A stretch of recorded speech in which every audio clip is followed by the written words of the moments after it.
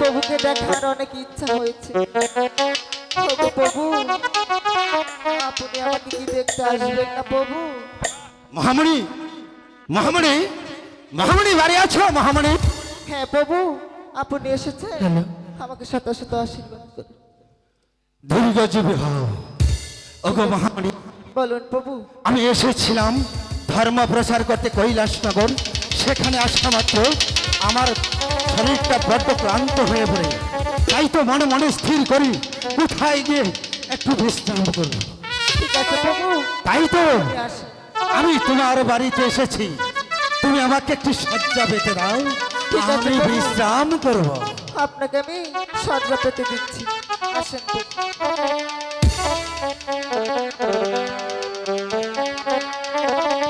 না না না, আমার প্রভু যে কোথায় গেল আমি কোথাও খুঁজে পাচ্ছি না। প্রভু, প্রভু, প্রভু, না, আমার আর ভালো লাগছে না। প্রভু, ছি, ছি। আপনি শিব ঠাকুর না? আপনি কি কৈলাসে আসেন এই ধর্মের কাজ করতে? না, পার্বতী! কেন? তুমি কি বলছো? আমি যে কিছুই বুঝতে পারছি না। তোমার কিসে ঘৃণা হচ্ছে? আমি এমন কি অন্যায় করেছি যে আমি এত নিচে নেমে গেছি?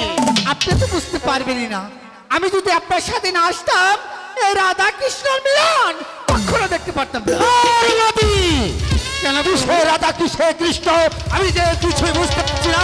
তুমি একবার দেখেছো, ভেবে দেখেছো? মুখে দাঁড়িয়ে এত বড় অপমান!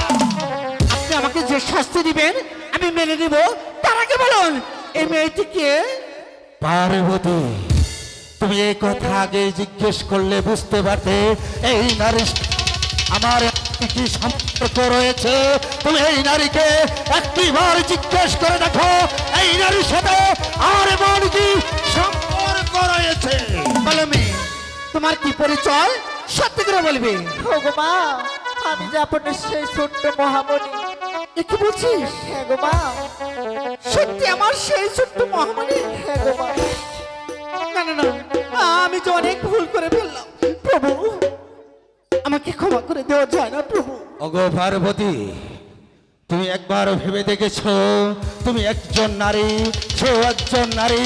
তুমি একজন নারী হয়ে আরেকজন নারীকে অপবাদ দিতে যাচ্ছিলে, আর সে নারী হয়ে তোমাকে মা বলে ডেকেছে। আমি ভুল করে ফেলেছি প্রভু। মা গো, বলো মা, তোর এই হতভাগী মাকে ক্ষমা করে দেওয়া যায় না? হোক মা, তুমি এ কথা বলো না। তুমি আমাকে ক্ষমা করে দাও মা। বেঁচে থাকো মা, আয় তুই আমার পক্ষে আয়। প্রভু, আমার মেয়ে আমাকে ক্ষমা করে দিয়েছে, বলুন আপনি আমাকে ক্ষমা করে দিয়েছে? ওগো পার্বতী, প্রভু। মহামণি যখন তোমাকে ক্ষমা করে দিয়েছে তখন আমি মহাদেবকে তোমাকে ক্ষমা না করে পারি? বেশ, আমি খুশি হলাম। প্রভু, চলুন না আমাদের মেয়েকে আমরা বরদান করে দেই, যেন দেশ বিদেশ আমাদের গুণগান গাইতে পারি। ঠিক আছে, বিদায় মা। ওগো মহামণি, মহামণি, তুমি চলে যাও আমার ধর্মের বাড়ি নিয়ে। দেশ দেশান্তরে ভক্তের দ্বারা আমার ধর্মের বাড়ি পৌঁছে দেবে। আমার আশীর্বাদ রইল তোমার বর। তুমি যদি আমার কথা ভক্তের পালন করতে পারো তবে তোমার স্থান হবে ওই স্বর্গ ধামে।